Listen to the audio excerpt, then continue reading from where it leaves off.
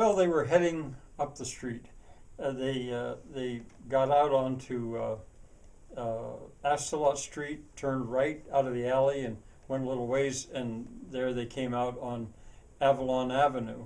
Its nickname is Avalon Avenue, and I mean, what a sight! Don't forget that Lance was dressed, looked like little Abner, really. I mean, a flannel shirt and overalls, in a wheelchair, being pushed along by either both of the ladies or one and then the other. The day was pleasant, you know, far from minding being pushed along. It was, I mean, in a way, Lance was just in a whole new world that he'd never been in before. But you know, why not enjoy it? So then, as I say, the weather was fine. So they went down a street to the left, to the west, on Ave, and then they had to cross it. But now the weather was fine, so going out into the sunlight, going across, there's no problem, into the shady side and the other side. Now they were on they were on White Street, or it's T.H. White Street. Everyone in that neighborhood calls it White Street, but there's more than one White Street in Richland, North Virginia. This is T.H. White Street. So anyway, that was White Street.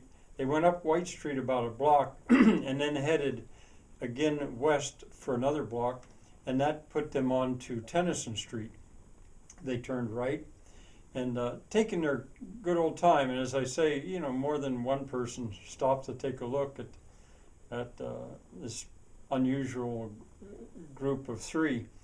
Now they crossed the street and they were going along, and now they were going along in front of a real big kind of a building complex.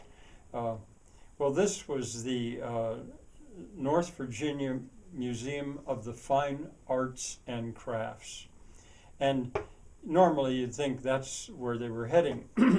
One of the reasons that one of the reasons that Violet had bought the house in the spread where she did was because it was near this museum and some other museums as well.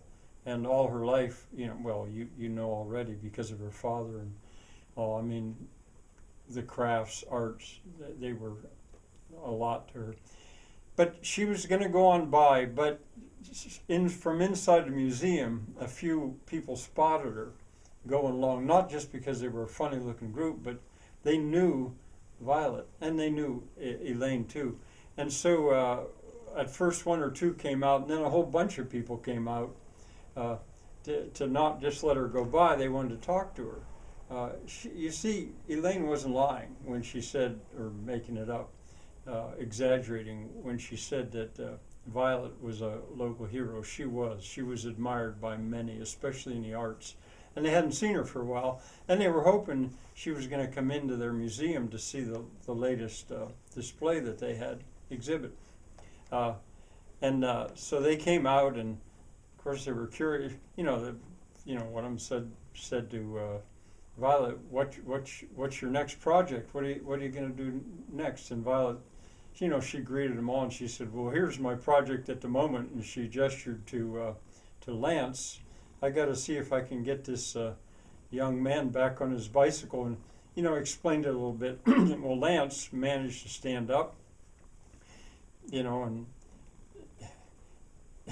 you know how to speak to a group like that. He would say, "My lady," or "sirs," and I mean, it was a very strange experience for him because he wanted to be as mannerly as he could be, and of course, some of the women were checking him out. Maybe some of the guys too. I don't know. You know, he's a handsome fellow, and you know But Violet could come up with some unusual project. But anyway, Violet said she was going to go on. They said, "I know you're going to the Ethno, aren't you? You're going to the EthnOpening," and she smiled and said, "Yes, technically the EthnOpening was the next day, Saturday, the opening of the Ethno." You see, they called the the building where she was headed the Ethno. It's the Ethnological Museum of Richland, North Virginia. Ethnological Museum.